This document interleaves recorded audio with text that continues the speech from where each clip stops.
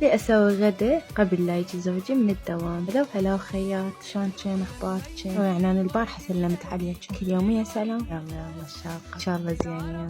اي دامني طبخت ونشرت من شو خلصنا من البنات النادرات. هو هيك وحطي هيك. ليش ما حطيتي التليفون على السلك؟ وليش ما تبلتيها؟ وليش غسلتيها؟ وليش تجي نتعلم بالطريقه؟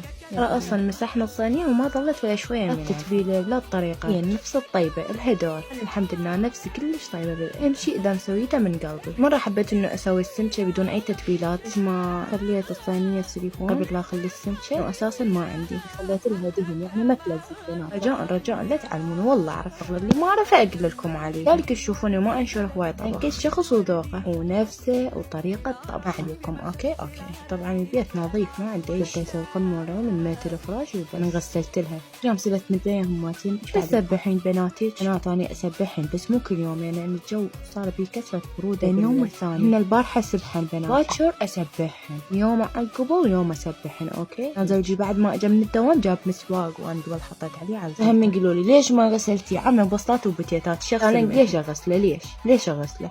هو بالنسبه للطماطم ما اغسلها يعني بس اغسلها القيس على حبيباتي. يسقون شنو مشموسه هاده علي انا اضوج يعني والله اضوج. البنوتات يحسسني انه اني فاهم والله اكله طيب. ايش بيكم؟ نجرب. باي باي.